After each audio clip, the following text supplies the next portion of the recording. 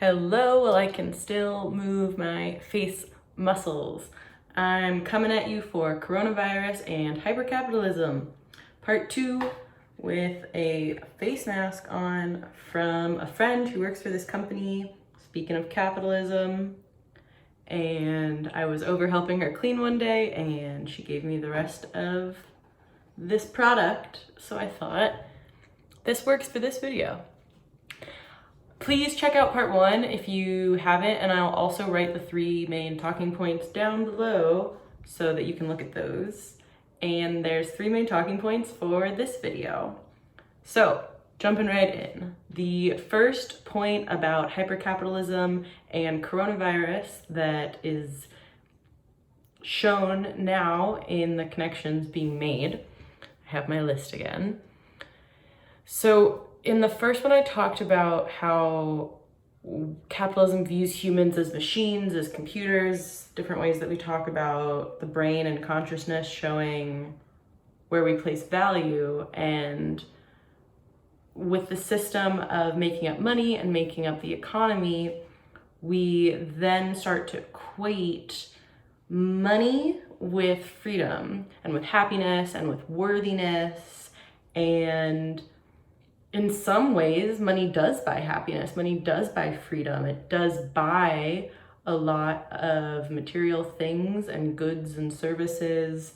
It buys its power, it buys the ability to do things, and then there's all sorts of corrupt things that happen with huge amounts of money and people using that for huge amounts of leverage.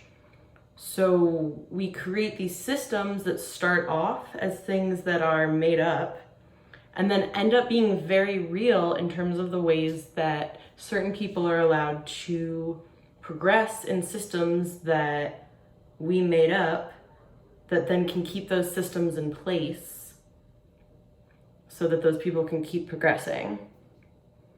So money, again, is a standardized system for goods and services to say, here's numbers, and we're going to standardize everything on this scale so that we can compare it all, essentially, and have a way of making value, of even down to workers' comp health insurance, of what is the value of a pinky and how do we deal with an injury, and monetize the value, the monetary value of something. So it's continually putting everything in the framework of this one standardized system that we've made up. So it ties everything, no matter how aware you are of it, and I'm speaking from my own untanglings of my own awareness of how deep it goes to entrench beliefs and experiences with money, with beliefs about worthiness as a human and existence and inherent value of our human experience, as cliche or hippie woo-woo as that might sound to you. Coming here with, this is my perspective to talk about here, I'm reminding myself. So to sound in other cliches that the ingrainment of the self-consciousness of capitalism makes me more self-conscious to talk about are all of the cliche terms that are cliches for reasons of the white settler, colonial, cis, heteronormative, patriarchy, continue labels that thrives and that benefits from capitalism, and so benefits from keeping these systems in place where money is used as manipulation to say, we're going to psychologically manipulate you using this very real tool that buys very real things that you need to live, and also buys things for experiences, and disconnects us from the fact that we can pick things from the ground, we can grow things from the ground,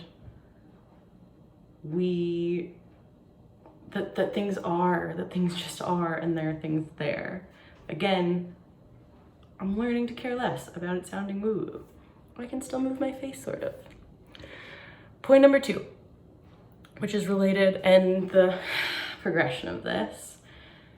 Hyper-capitalist systems, so having capitalism in healthcare and education and rehabilitation systems, in addition to tying our inherent human value to the concept of money, it also ties our value to work, and it ties work and money together.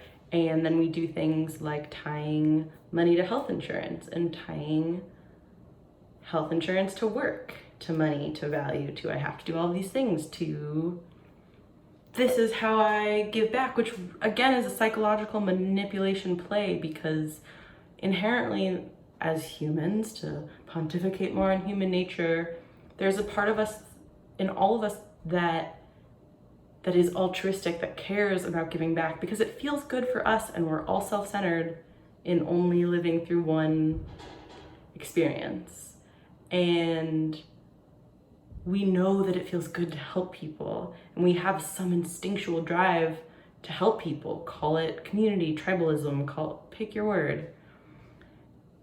And so using this ploy of saying you must work this way and then this structure and in this amount of time in order to prove your worth with receiving dollars so that you can have dollars for health insurance and your basic need costs. In some way, it's playing on that deep instinct in all of us that says, I have a purpose. I'm here to work. I am here to create, to make, to give, to do. I'm a human being and a human doing. And how do I bridge those two together? And capitalism's like, here you go. You bridge it together with one of, now maybe 3 structures of ways you can do things. And this is what you do, and this is how you do it. And however much you are able to put out there will be demonstrated with how much you give back, and that will demonstrate your value with a number. And diet and exercise culture play on this too, with hyper-fixating on numbers of weight, of calories, of minutes of exercise and kinds of exercise, and so hyper-focusing on a numerical thing. And math is real. I'm not here to say math is made up. I'm here to say math is only part of the picture. If thermodynamics was the only thing, for example, with bodies, that it was all just about how many calories in and how many calories out, then we would not see what we see with, for example, teenage male bodies and their size compared to their calories in and calories out. So yes, numbers matter. And also numbers are not the full story. So yes, our work matters as humans, and also that's not the full story. And yes, money matters to do things, and also it's not the full story. And that's some brainwashing of capitalism to say it is, because again, it makes people more easily manipulated and controlled into feeling self-conscious, into feeling like whatever they're doing isn't enough because you can always make more dollars.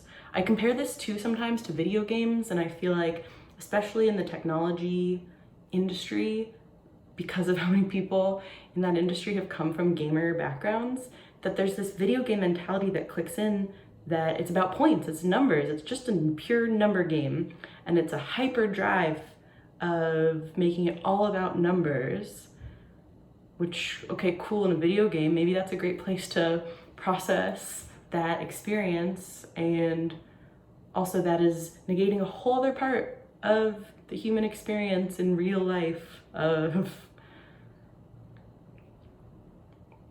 there being so much more. And again, I'm speaking from my own experience of hyperfixating on numbers in all sorts of different facets, because it's easy to be like, well, then I have the answer. In the same way, it's easy to say, oh, well, I don't have worth, I did something wrong, let me just take all of the blame and all of the everything. And while self-responsibility is amazing, there becomes a point where it's another form of control, because it's saying, oh, well, this is all because of me. It's still control. More reminders to myself.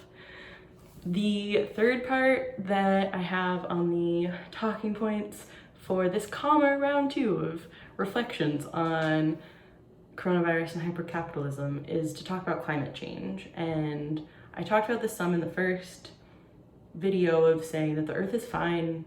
It's up to humans if we want to live here, if we want to keep living here. It's up to us to find a way to live sustainably with this place that we get to live, that has been here before we have been here, as far as we're going to be aware of it. And just like there were plenty of basic resources before coronavirus, and there's still plenty of them to distribute, that we can still prioritize and focus on distributing. Everything to do with climate change happened, existed, was happening, was able to be addressed in some ways before, and is still able to be addressed now. And some of it has been addressed indirectly as a byproduct of how coronavirus as a whole has been addressed. And there's still more room to talk about the environment over the economy, and to again come back to the fact that the economy is only going to be here if humans are still here.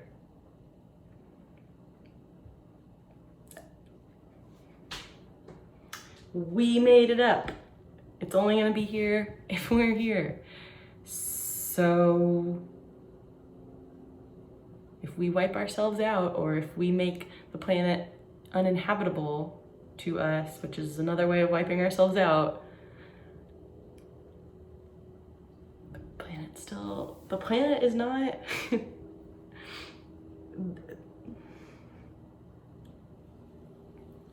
climate change is a little bit of a misnomer, because yeah, the climate is changing, and that makes it sound like almost like the climate cares or it matters to the climate, and really it's humans changing, because then so long to the species. This is getting off into just like, what are we even doing here, because we're ruining the planet, and which is going back to the second thing I was talking about of saying making it all about what we did wrong and what we need to do differently. And now I'm checking out how this almost is the same color as my skin. See, distractions from taking life really seriously and remembering that we are worthy of talking and putting our thoughts and feelings out, and we are worthy of doing face masks or doing things we don't do very often, and accepting things from friends who are willingly sharing. And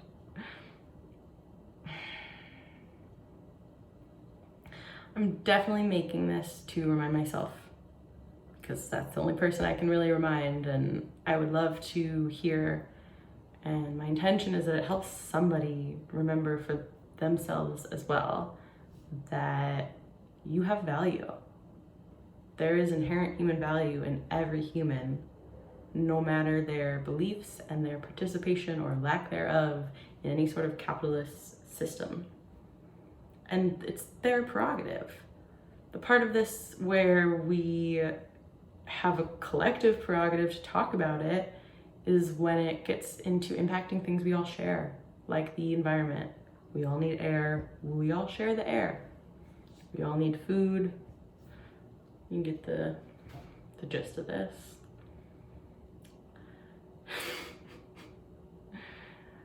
Yay for video journaling publicly.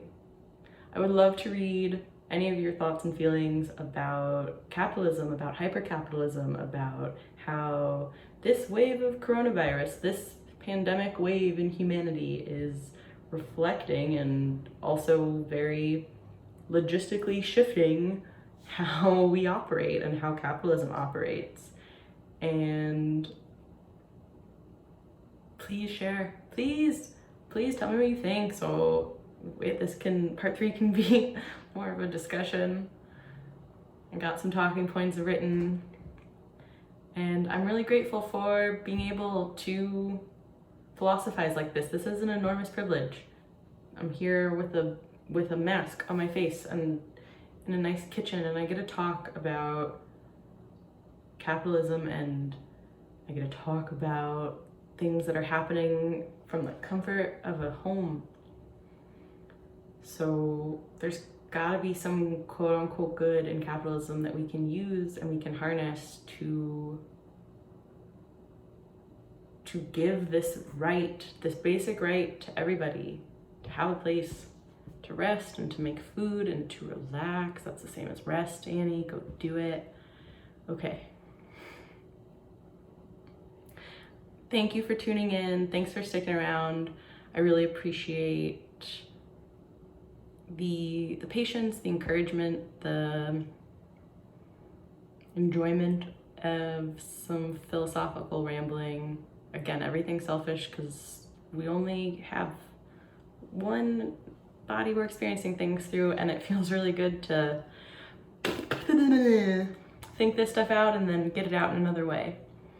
So again, please tell me what you think, tell me what you feel, tell me what you think is gonna happen, tell me what has happened in the past. Please, let's all talk about this more. I'm gonna go wash this off my face now. Thank you for watching again. Thanks for being you.